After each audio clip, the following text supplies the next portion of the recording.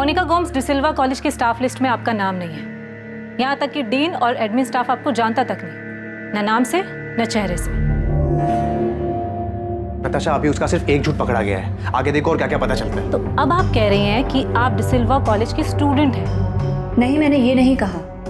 मैं तो already graduate हूँ। पढ़ने का शौक है, इसलिए डिसिल्वा कॉलेज की लाइब्रेरी जाती हूँ। इनफैक्ट वही नहीं, और भी लाइब्रेरीज जाती हूँ। तो मिस्टर पॉल, आप भी यही कह रहे हैं कि आपको पता नहीं था कि मोनिका डिसिल्वा कॉलेज में पढ़ाती है? एक्चुअली सर, मुझे लगता था कि वो वहाँ पढ़ाती है, लेकिन उसने सामने से कभी कहा नहीं कि वो उस कॉलेज में प्रोफेसर है। और जब मैंने पूछा तो उसने बताया कि वो वहाँ सिर्फ लाइब्रेरी में पढ़ने जाती है। वो सही बोल रही हैं। हमारे लाइब्रेरियन मिसेस गायत्री कुंदनकर ने बताया कि मोनिका यहाँ लाइब्रेरी में रेगुलरली आती है। मिस्टर रसल, मोनिका ना तो स्टाफ में है ना स्टूडेंट है, फिर भी वो पिछले 15 सालों से रेगुलर यहाँ आ रही है। वो ऐसे कॉलेज में लाइब्रेरी में एंटर कैसे हो सकती है? आप लोगों ने अलाउ कैसे किया? मैं खुद ये सुनकर हैरान हूँ इंस्पेक्टर। अजीब बात है, मतलब कैसे कोई ऐसे झूठ बोल सकता है कि वो यहाँ टीचर है, और क्यों, जबकि उसका इस कॉलेज से कोई लेना देना ही नहीं। सर, मुझे तो यही लगता था कि वो यहाँ पर पढ़ाती है। काफी टाइम से मैंने उसका आईडी कार्ड भी नहीं चेक किया था। वो रेगुलरली यहाँ आती थी। अगर मुझे पता होता कि उसका इस कॉलेज से कोई लेना देना नहीं है तो मैं उसे अंदर घुसने भी नहीं देती थी। आपने आखिरी बार उसका आईडी कब देखा था? सर, याद नहीं है, काफी पुरानी बात है। पर हाँ, मुझे इतना याद है कि उसके पास स्टाफ का एक आईडी कार्ड था।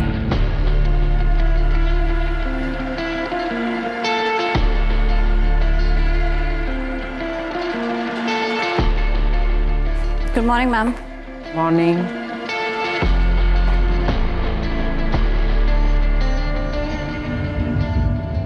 आपके पास उन किताबों की लिस्ट है जो उसने यहाँ से इशू करवाई हो और अपने घर लेके गई हो?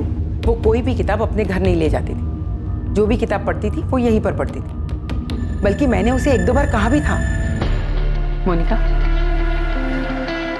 मैंने देखा है तुम किताबें यहीं पर बैठकर पढ़ती हो, घर क्यों नहीं ले जाती? आराम से पढ़ लिया करो ना।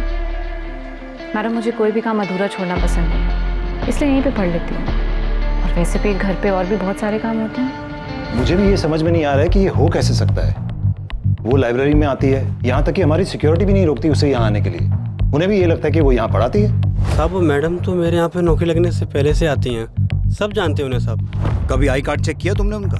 साहब, जिन टीचर को रोज आते जाते देखते हैं उनसे आईडी कार्ड कैसे मांगेंगे साहब?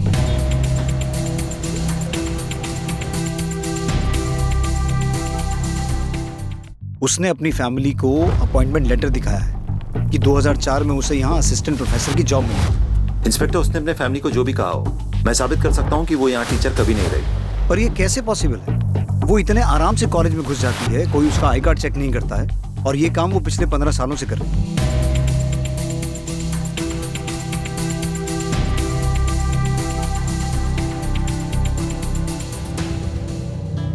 अगर हम ये भी मान ले कि उसने आईडी कार्ड जाली बनवाया होगा और उसी के बेस पे सबने उसे टीचर मान लिया, तब भी आईडी कार्ड हर साल नए बनते हैं। उसने 15 साल कैसे मैनेज किया होगा? मिस्टर रसल, हमारे लिए ये जानना जरूरी है कि क्या मोनिका की पहुंच बैरामैक्सन तक हो सकती है या नहीं। लेकिन जब वो इतने सालों से आपके कॉलेज में, लाइब्रेरी में खुलेआम घूम सकती है, तो वो आपकी केमिस्ट्री लैब में भी जा सकती है, और वहां से बैरामैक्सन लेकर लैब से, कॉलेज से बाहर भी जा सकती है। ये इम्पॉसिबल है इंस्पेक्टर। बैरामैक्सिन एक रेस्ट्रिक्टेड केमिकल है, लैब में भी सिर्फ एक्सपेरिमेंट्स में यूज होता है, वो भी कड़ी निगरानी में। मुझे आपके लैब इंचार्ज और लैब टेक्नीशियन से मिलना है। बैरामैक्सन, इसका नाम मैंने पहली बार तब सुना था जब फिलिप की डेथ हुई थी। पुलिस ने बताया था मुझे कि उसने बैरामैक्सन लिया था और ये एक तरह का जहर होता है। आज तक इससे ज्यादा मुझे बैरामैक्सन के बारे में नहीं पता। सचमुच? जी सचमुच। ये एग्जैक्टली है क्या? मैंने कभी नहीं देखा। I don't know. आप वाकई इतने अनजान हैं, फिर अनजान बनने का नाटक कर रही हैं। आप तो मुझे अच्छे से जानती भी नहीं है, फिर ऐसा क्यों सोच रही है मेरे बारे में? आप चाहे तो आराम से अंदर बैठ के बात कर सकते हैं। कॉफी पियेंगी आप? बैरामैक्सन कहाँ से? डिसिल्वा कॉलेज से ना, इसलिए आप अक्सर वहाँ जाया करती थी, राइट? मैंने कहा ना, मुझे नहीं पता ये बैरामैक्सन क्या होता है, कहाँ से आता है। मुझे साइंस में इंटरेस्ट है, लेकिन सिर्फ लर्निंग के प्रोसेस से। वैसे ये बैरामैक्सन होता क्या है? इंस्पेक्टर, ये हमारे लैब टेक्नीशियन दीपक मंदार, बीरेन चैटर्जी, ये दोनों 1999 से यहाँ काम कर रहे हैं। यहाँ स्टूडेंट्स जो केमिकल यूज़ करते हैं एक्सपेरिमेंट्स के लिए, आप उसके इंचार्ज हैं? Yes sir. सर हम बहुत सावधानी बरतते हैं सर। बेरामैक्सिन जैसे रेस्ट्रिक्टेड केमिकल का तो बहुत ध्यान रखते हैं। सर हम सब चेक करते हैं क्या एक्सपेरिमेंट है और कितनी मात्रा में केमिकल लगेगा सब। और सर जब हम लोग भी ड्यूटी से वापस घर जाते हैं तो सिक्योरिटी हमें भी चेक करते हैं। इंस्पेक्टर, मैं भी आपको यही बता रहा था कि ये पॉसिबल नहीं है। आप दोनों मोनिका गोम्स को जानते हैं? लाइब्रेरी में कई बार मुलाकात हुई है उनसे, कई बार बातें भी हुई हैं। मैं भी मिला हूँ सर उनसे कई बार, पर मुझे ये नहीं पता था कि वो केमिस्ट्री पढ़ाती है। मुझे लगा किसी और डिपार्टमेंट में। मोनिका से बेरामैक्सिन को लेकर कोई बात हुई है?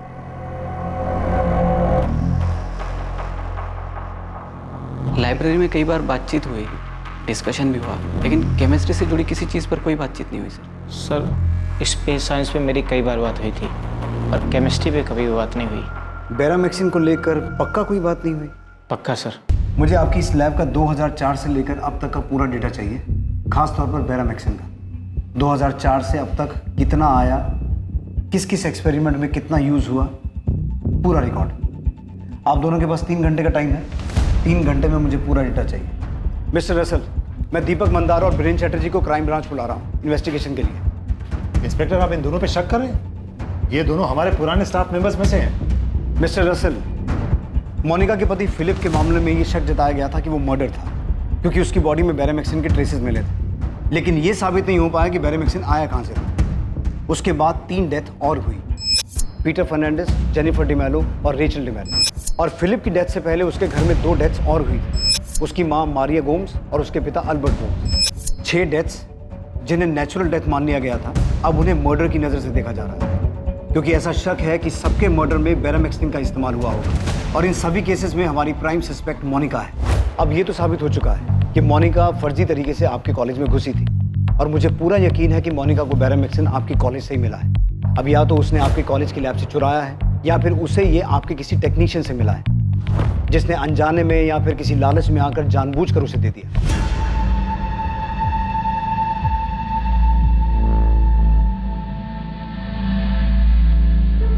जानबूझकर दिए जाने के चांसेस ज़्यादा हैं, क्योंकि मैं मोनिका को ज़्यादा तो नहीं जानता, लेकिन इतना समझ गया हूँ कि वो बहुत शातिर औरत है। उससे उगलवाना मुश्किल होगा, इसलिए हमें आपकी मदद की ज़रूरत पड़ेगी, और मैं उम्मीद रखता हूँ कि आप कोऑपरेट करें।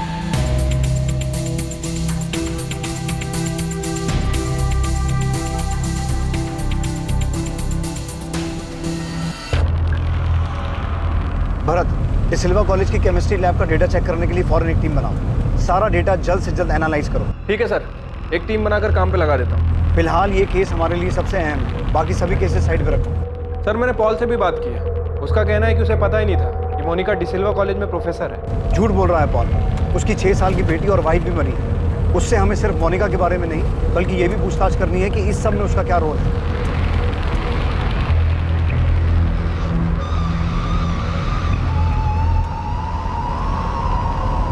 अमृता, मुझे जल्द से जल्द मोनिका के फ़ोन रिकॉर्ड्स चाहिए। जब उसने पहला फ़ोन खरीदा होगा तब से लेकर अब तक जितने भी नंबर इस्तेमाल किए हैं, एक एक नंबर की डिटेल चाहिए। सर तब से लेके अब तक मोनिका भी 38 साल की है, तो उस वक्त 18 से 20 साल की होगी जब उसने पहला फ़ोन खरीदा होगा, राइट? मतलब 2001 या 2 से लेकर अब तक। और पीछे जाना पड़े और पीछे जाओ, लेकिन एक एक नंबर की डिटेल निकालो। कॉलेज में फर्जी तरीके से घुसना, अपने आप को प्रोफेसर बताना, कॉलेज से बेरामैक्सिन चुराना, नकली पेपर्स बनवाना। मैं मानता हूँ कि बहुत शातिर औरत है, लेकिन इतना कुछ करने के लिए उसने किसी न किसी की मदद तो ली होगी। भरत, डिसिल्वा कॉलेज के डेटा पर टीम लगाने के बाद तुम्हारा अगला काम गांधीनगर एफएसएल से बात करना है, क्योंकि शायद फोरेंसिक से हमें ये पता चले कि जो 6 मौतें हुई वो नेचुरल थी या उन्हें जहर दिया गया था। मतलब फिलिप के अलावा वो 5 मौतें हैं जो पिछले 14 साल में हुई हैं। करेक्ट। और उसके तुरंत बाद तुम्हें मोनिका की हिस्ट्री भी निकालनी है। कौन है, कहाँ से आई, एक एक डिटेल चाहिए मुझे। 6 मौतें मतलब 6 मर्डर्स, जिसमें एक 6 साल की बच्ची भी है। ये औरत है क्या?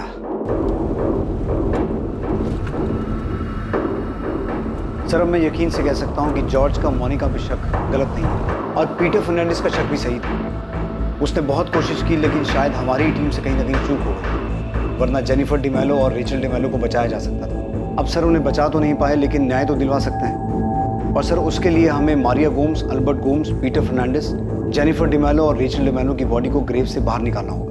तुम्हें लगता है एफएसएल को इन डेड बॉडी से कुछ हाथ लगेगा? क्योंकि आखिरी बॉडी 4 साल पहले और पहली 14 साल पहले दफनाई गई थी। सर मैं यकीन से कह सकता हूँ कि उन 6 लोगों की डेथ नेचुरल डेथ नहीं थी बल्कि मर्डर्स।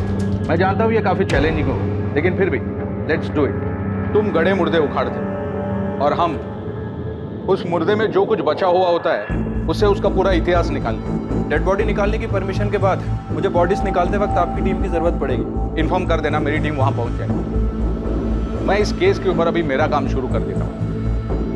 ये केस बहुत इंटरेस्टिंग होने वाला है। भावेश, मैंने तुम्हें एक नंबर भेजा है, जरा उसका पता लगा। ये एक नंबर है जो काफी टाइम से एक्टिव है। मैं जानती हूँ भावेश कि ये काम आसान नहीं है, लेकिन क्या करें, ये केस भी आर्कियोलॉजी के एक्सपेक्टेशन से कम नहीं है। अमृता जी, आप इस नंबर का 2003 से रिकॉर्ड मांग रहे हैं। ऊपर से इस नंबर पे जिससे बात हुई है उनका भी उतने साल पुराना रिकॉर्ड, और सर्वर में इतना डाटा मेंटेन थोड़ी होता है। अच्छा, जितना निकलता है उतना तो भेजो।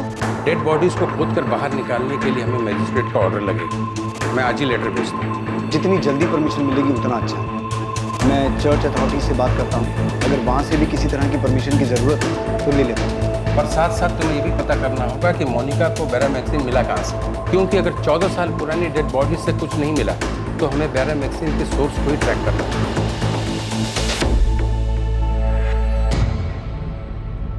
तो ये सब मर्डर ही थे ना सर? जॉर्ज, हम डिसिल्वा कॉलेज की केमिस्ट्री लैब का पिछले 15 साल से अब तक का रिकॉर्ड चेक कर रहे हैं, लेकिन ग्रेव्स में से डेड बॉडी को खोद के निकाल के उसमें से बैरामैक्सिन के बारे में पता करना आसान काम नहीं है। और अगर पता नहीं चल पाया कि जहर दिया गया था तो फिलिप की डेथ के अलावा बाकी सब की डेथ नेचुरल मान ली जाएगी। अगर इन डेड बॉडीज में से कुछ नहीं मिलता तो ये केस आगे नहीं बढ़ सकता जब तक ये ना पता चले कि मोनिका को बैरामैक्सिन कहाँ से मिला। सर लेकिन आपको ये तो पता चल चुका है ना कि मोनिका 15 साल से वो फेक आईडी से अपने आप को डिसिल्वा कॉलेज की टीचर बता रही थी। इसका मतलब ये होता है कि औरत फ्रॉड है। सर मुझे तो ये भी यकीन हो गया है कि डैड की जो विल मोनिका ने पीटर अंकल को ला कर दी थी वो भी फेक थी सर। डैड के विल को हम कोर्ट में चैलेंज करने ही वाले थे। फिलिप की डेथ हो गई इसलिए हम दोनों ने अपनी मर्जी से सब कुछ मोनिका को दे दिया, और उसने अपने नाम पे सब कुछ ट्रांसफर करवा भी लिया था। सारी प्रॉपर्टीज, बिजनेस सब मेरे सामने ही उसके नाम पे ट्रांसफर हुआ था। इनफैक्ट पीटर अंकल और मैंने खुद उन पेपर्स पे साइन किए थे विटनेसेस के तौर पे। नताशा, जॉर्ज, ये केस इतना आसान नहीं होगा। हमें 14 साल पीछे जाना होगा और हर उस चीज़ को प्रूव करना होगा जिससे ये साबित हो कि वो 6 डेथ्स मर्डर्स थे।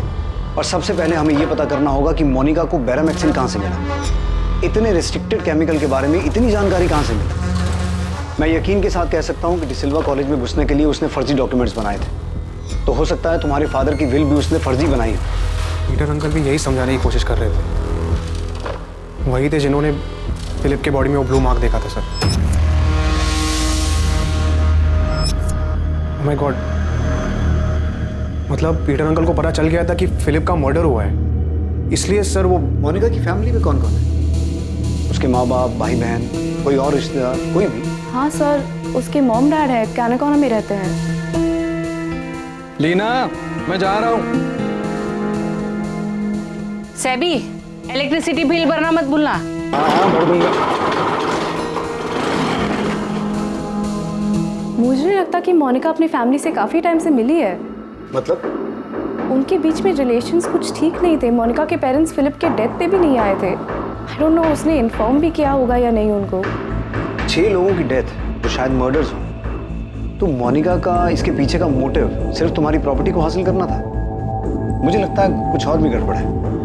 वही तो हम भी समझ नहीं पा रहे हैं कि मोनिका के साथ गड़बड़ क्या है। सर, पॉल की वाइफ रेचल और उसकी बेटी जेनिफर, हमें लगता है कि उन दोनों को भी मोनिका ने मारा है सर, जिनका हमारी प्रॉपर्टी से कोई कनेक्शन नहीं है। मोनिका का मानसिक संतुलन ठीक है ना? सर, मोनिका हमेशा से एक बहुत अच्छी इंसान रही है, पर अब लगता है कि शायद उसके पर्सनालिटी का कोई दूसरा भी साइड है जिसके बारे में आज तक हमें पता ही नहीं चला।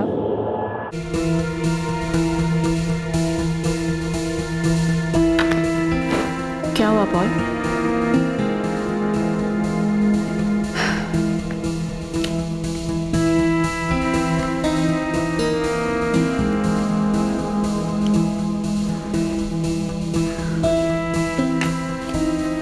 तुम्हें क्या लगा मैंने तुम्हारे खाने में कुछ मिलाया है?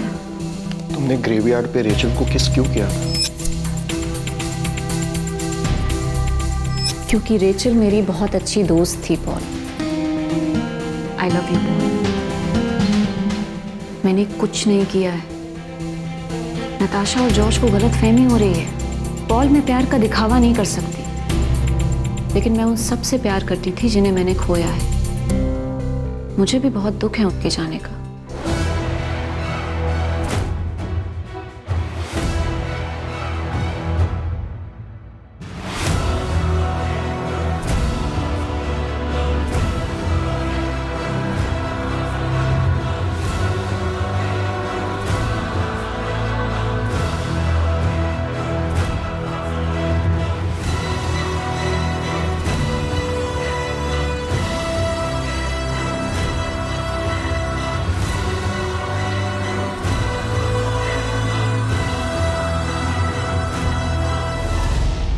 क्राइम ब्रांच की स्पेशल टीम डिसिल्वा कॉलेज की केमिस्ट्री लैब का 2004 से अब तक का डेटा बहुत बारीकी से जांच रही थी कि बेरामैक्सिन कब कितनी मात्रा में आया और कहां-कहां इस्तेमाल हुआ।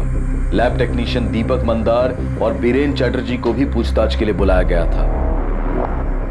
इसी दौरान मारिया गोम्स, एल्बर्ट गोम्स, फिलिप गोम्स और पीटर फर्नांडिस के अवशेष जांच के लिए ग्रेव्स खोदकर बाहर निकालने की परमिशन भी मिल गई और जेनिफर डिमेलो और रेचल डिमेलो के भी ग्रेव्स को खोदकर उनके अवशेष बाहर निकालने की अनुमति मिल गई।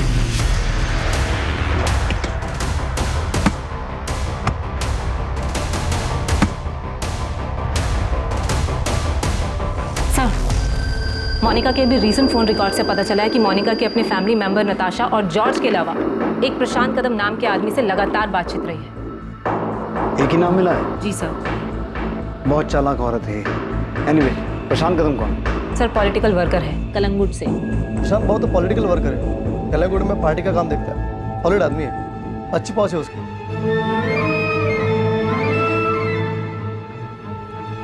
ऐसा कोई बड़ा पॉलिटिशियन नहीं है पर एरिया में था क्या उसका। पर मैम, ये मोनिका का प्रशांत कदम से क्या कनेक्शन हो सकता है? गणेश, ये तुम मुझसे मत पूछो, खोद कर निकालो और मुझे बताओ कि क्या मामला है।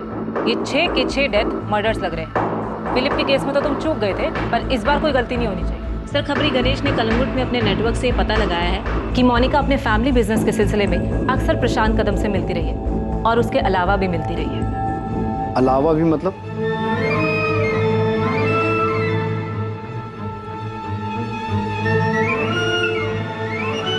सर, एक्चुअली कलंगुट में प्रशांत कदम का एक छोटा सा होटल है।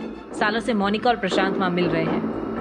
अब मोनिका को उठाकर पूछेंगे तो जाहिर सी बात है वो कहेगी ये बिजनेस मीटिंग थी, भले ही उसके प्रशांत कदम के साथ अवैध शारीरिक संबंध रहे। लेकिन हमारा उसकी पर्सनल लाइफ में कोई इंटरेस्ट नहीं है। लेकिन हमारे लिए ये जानना जरूरी है कि प्रशांत कदम उन 6 लोगों की डेथ या उनके मर्डर्स के बारे में कितना जानता है। उसे उठाकर सीधा सवाल करे तो?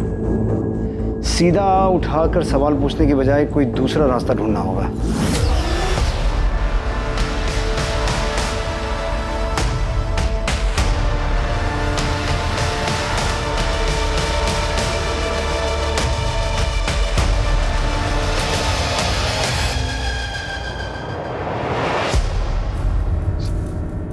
प्रफुल्ल, तुम अच्छी तरह जानते हो कि इतने सालों के बाद डेड बॉडी के नाम पर हमें सिर्फ कुछ हड्डियां, कुछ स्केलेटन मिलने वाली, और वही हुआ।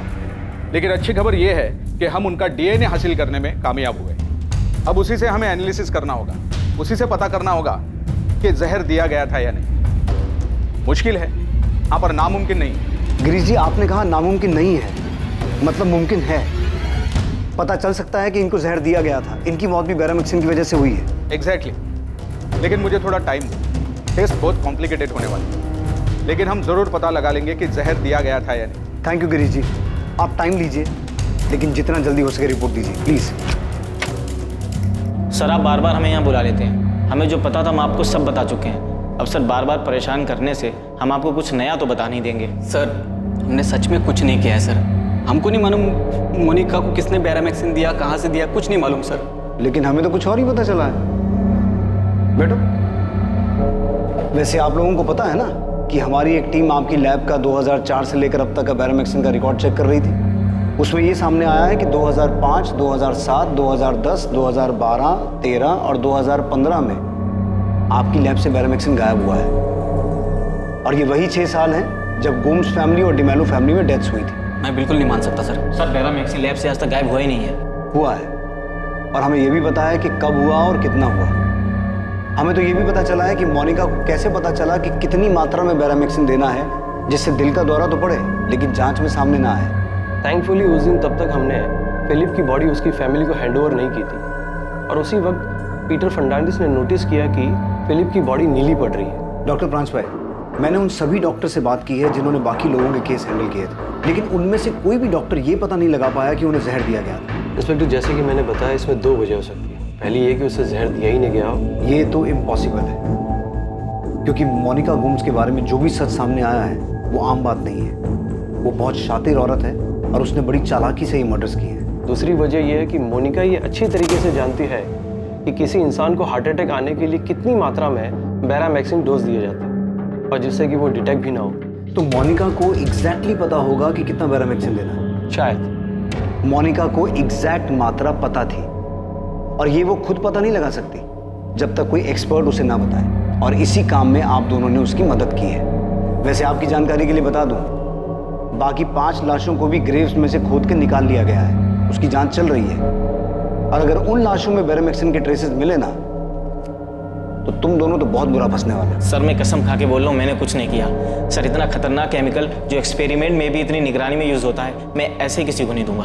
सर हम पहले ही बता चुके हैं, हम बस उसे लाइब्रेरी में मिले थे, थोड़ी बहुत कुछ बातचीत हुई थी, लेकिन केमिस्ट्री या बैरामैक्सिन के बारे में कोई बातचीत नहीं हुई। हम लोगों ने लैब के रिकॉर्ड बहुत अच्छे तरीके से मेंटेन किए। हमें मान ही नहीं सकते सर कि केमिकल गायब हुआ है। अगर हुआ भी है तो किसी और ने किया सर, हम दोनों ने नहीं सर। किसी और ने किया है मतलब? और कौन कर सकता है? देखो बात को समझ लो, ये केस बहुत सीरियस है। हम ऑलरेडी 14 साल लेट चल रहे हैं। अब अगर किसी की वजह से एक दिन की भी देरी हुई ना तो उसे बख्शेंगे नहीं हम। सर, हमने कॉलेज से मिले डेटा को 6ठी बार छाना है। कुछ मिला? नहीं सर। और आपको? नहीं। दीपक और बीरेन अभी भी कह रहे हैं कि उन्होंने बैरामैक्सिन मोनिका को नहीं दिया।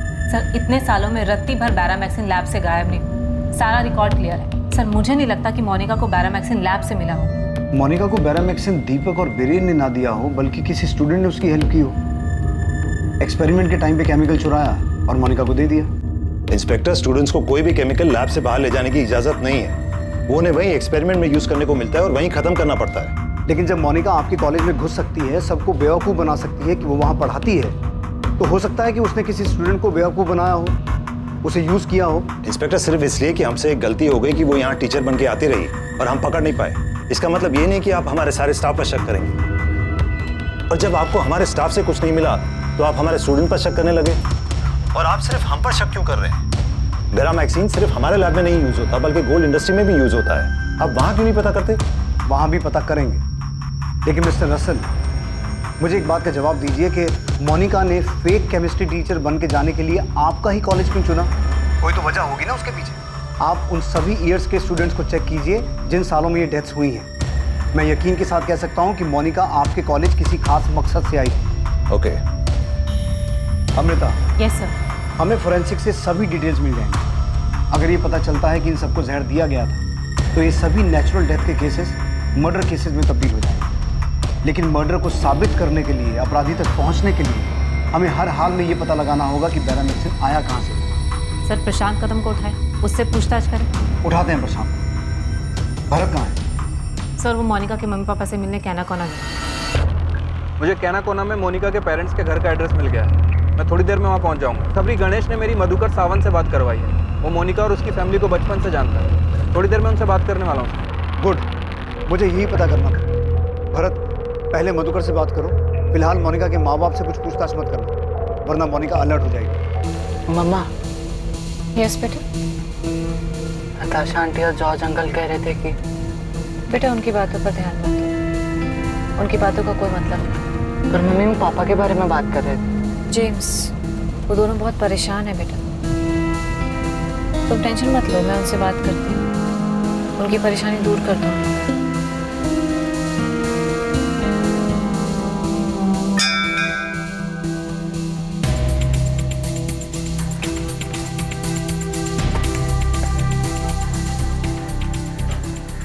मोनिका, जेम्स को घर का रास्ता पता है, वो खुद घर वापस आ सकता है। नताशा, जेम्स मेरा भी बेटा है। फिलिप की हेल्थ और उसके पीने की आदत की वजह से हमने डिसाइड किया था ना कि वो तुम्हारे साथ रहेगा।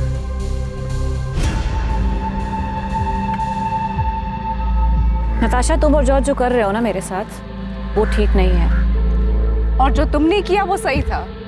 इतने सालों तक तुम झूठ बोलती आ रही हो कि तुम कॉलेज में प्रोफेसर हो। क्यों? क्या जरूरत थी? तुम कर क्या रही थी मोनिका? मैं वहाँ पढ़ाई कर रही थी नताशा, रिसर्च कर रही थी। इनोसेंट लोगों को मारने का research? Mama, dad, Philip, Peter uncle, Rachel, Jennifer. Monica, तुमने इन सबको मार दिया। तुमने ये सब कुछ अकेले किया या पॉल ने भी तुम्हारा साथ दिया सब? जॉर्ज कहाँ है नताशा? लिसन मोनिका, जॉर्ज वापस लंदन चला गया, तुम उसको छोड़ो। तुम मेरे सवाल का जवाब दो। वापस चला गया? एक बार मुझसे मिलने तक नहीं आया। तो तुमसे डर लगता है? और मुझे भी। ओ हेलो मोनिका, मैं तुमसे कुछ पूछ रही हूँ। बाय नताशा।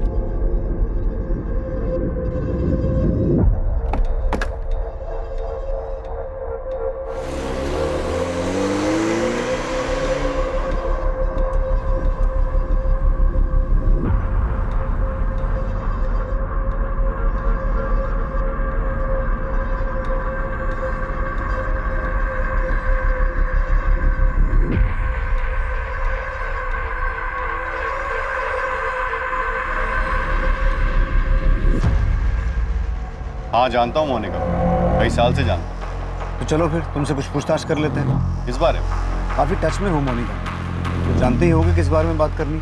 वैसे तुम्हारे पार्टी प्रमुख से बात हो गई, अगर इस सब में तुम्हारा कोई हाथ है तो हम तुम्हें अरेस्ट कर सकते हैं। चलो। हेलो।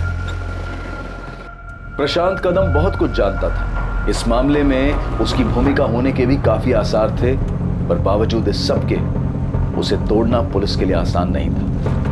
दूसरी तरफ कैनाकोना में पुलिस मधुकर सावंत से मोनिका के अतीत के बारे में बहुत कुछ सनसनीखेज जानने वाली थी। आइए मधुकर।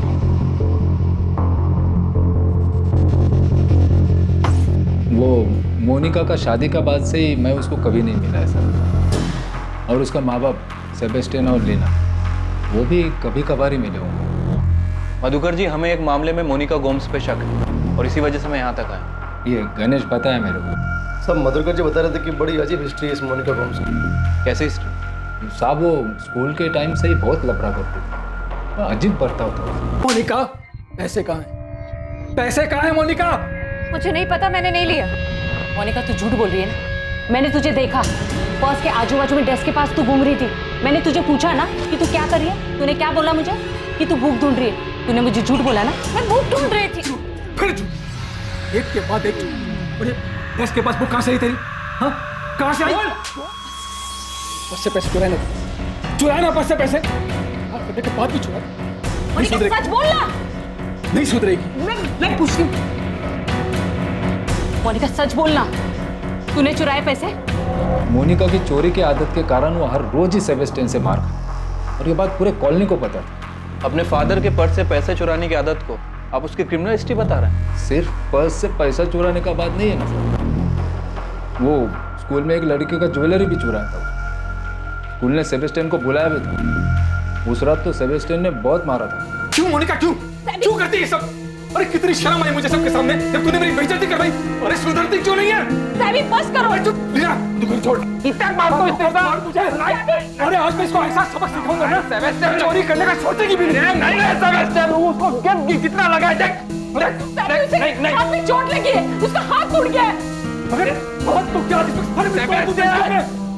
कहाँ से सीखा ये सब? मोनिका, मैंने प्लास्टर कर दिया है, इसे ठीक होने में टाइम लगेगा। सोते समय ध्यान रखने से दबाव मत पड़े और इसे खोलना मत।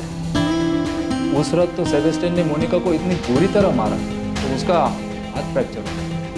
मोनिका, क्यों करती है तू ऐसा? क्या जरूरत थी तुम्हें उस लड़के की ज्वेलरी चुराने की? हाँ, देख बेटा, अब भी टाइम में सुधर जा, वरना बहुत पछताना पड़ेगा। मोनिका बेटा, हाथ कैसा है अब तेरा? पहले से दर्द कम है ना?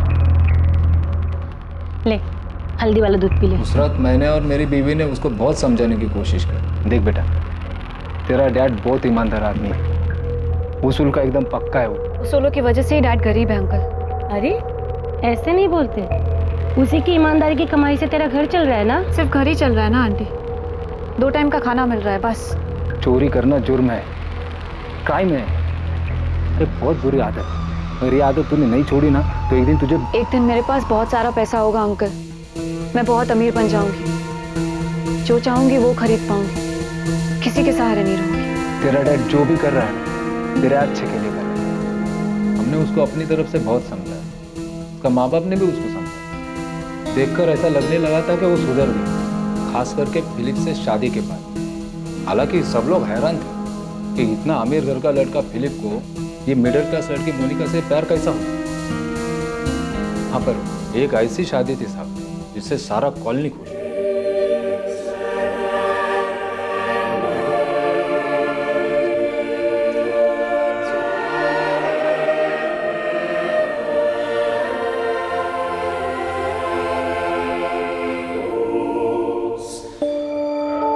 मोनिका के माँ बाप ही नहीं बल्कि आपकी कॉलोनी उसकी शादी से खुश थी। मधुकर जी, हमें पता चला है कि मोनिका काफ़ी टाइम से अपने पेरेंट्स से मिलने नहीं गई और उसके पेरेंट्स भी काफ़ी समय से मोनिका से मिलने नहीं आए, यहाँ तक कि फिलिप्स गोम्स की मौत हो जाने के बाद भी नहीं। ऐसा क्यों? इस बारे में मैं ज़्यादा नहीं जानता सर। हाँ, पर सेबेस्टियन ने अपनी लाइफ में कुछ चीज़ों को स्वीकार कर लिया था। देखना नहीं चाहती मतलब? मैं कुछ समझा नहीं। वो मुझसे और लीना से मिलना ही नहीं चाहती। उसे अब अपनी ज़िंदगी में हमारी कोई ज़रूरत नहीं। मरे और कितना पता नहीं। मुझे लगता था फिलिप से शादी के बाद वो बदल जाएगी, ठीक हो जाएगी, पर ऐसा कुछ नहीं हुआ। वो जैसी थी वैसे ही है। मेरी इकलौती बेटी, इकलौती औलाद अपने माँ बाप की शक्ल तक देखना नहीं चाहती। सेबेस्टियन ने कभी नहीं बताया कि मोनिका ने उनसे नाता क्यों तोड़ा। देखिए मधुकर जी, आप मोनिका और उसकी फैमिली को बचपन से जानते हैं। मैं आपसे सीधा एक सवाल पूछता हूँ, कुछ छुपाइएगा। मधुकर जी, क्या यह पॉसिबल है कि सेबेस्टियन और लीना को पता था कि उनकी बेटी मोनिका ने अपने ससुराल वालों को जहर देके मारा? मधुकर जी, मोनिका के पति के केस में साफ हुआ है कि उसकी बॉडी में जहर था।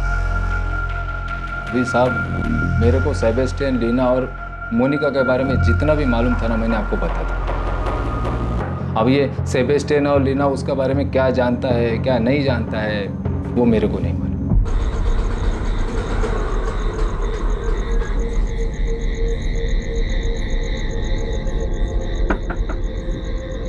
ऐसा कोई ना कोई तो जरूर था जो इन 6 लोगों की मौत और उनके मर्डर होने के बारे में जानता था।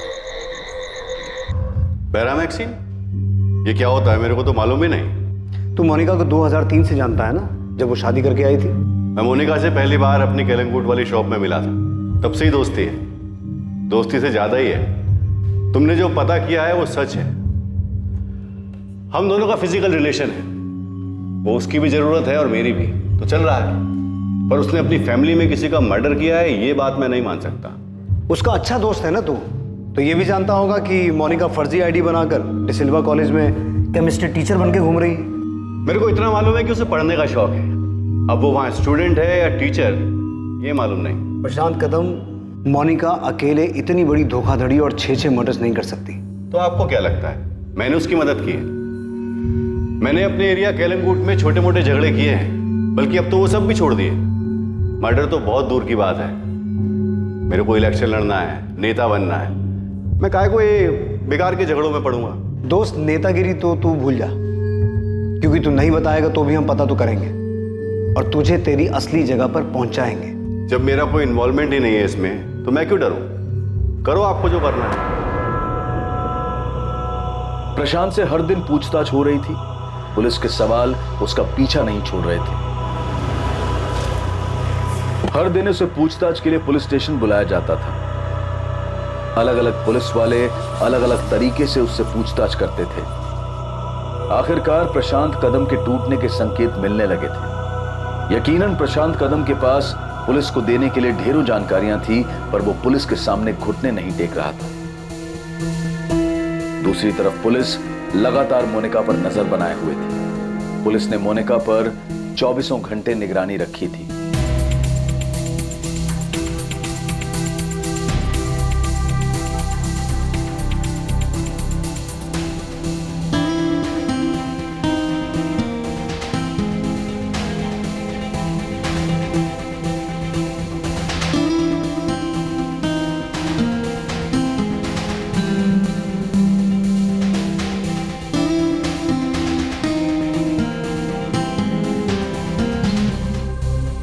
मिस हो गया सर। जब तक मैं वहां पहुंचता उससे पहले किसी और ने पीसीओ इस्तेमाल कर लिया था, इसलिए सर रीडायल करने का कोई मतलब नहीं बनता था। लेकिन शरद, ये तो कंफर्म है ना कि मोनिका ने वहां से किसी को फोन किया और उसकी बात भी हुई?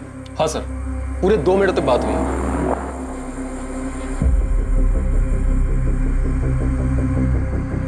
मोनिका ने 1:30 पे कॉल किया था। सर ये है उस पीसीओ का नंबर जहां से उसने कॉल किया था। अमृता, इस लैंडलाइन नंबर के कॉल रिकॉर्ड्स मंगवाओ। ये जानना बहुत जरूरी है कि उसने किसको कॉल किया था। जी सर। पर भाऊ, इसमें मेरा कोई हाथ नहीं है। मैंने कोई बैरामैक्सिन या ऐसा कुछ भी सप्लाई नहीं किया है। देख प्रशांत, तू पार्टी मेंबर है और इस औरत पे पुलिस को 1 नहीं 6 मर्डर का शक है। ऐसा नहीं होगा पार्टी को इसकी या तेरी वजह से। भाऊ, ऐसा कुछ नहीं होगा। मेरा ये मर्डर में कोई हाथ नहीं है। तो जिसमें भी तेरा हाथ है, तूने उसकी जो भी जिस भी तरह की मदद की है, जाके पुलिस को बता दे। मेरी बात तो सुनो, मैंने उसको थोड़ी मदद की है, लेकिन मुझे नहीं पता था कि उसने ये सब। प्रशांत, मेरे को सुनाने का मतलब नहीं है। तुझे जो बताना है, जो कहना है, पुलिस को जाके कह। पुलिस के लिए ये एक बड़ी सफलता होने वाली थी कि प्रशांत बयान देने और सच बताने के लिए तैयार हो गया था। वो जुर्म जिसकी शुरुआत 14 साल पहले हुई थी, अब अपने असली चेहरे के साथ सामने आने वाला था।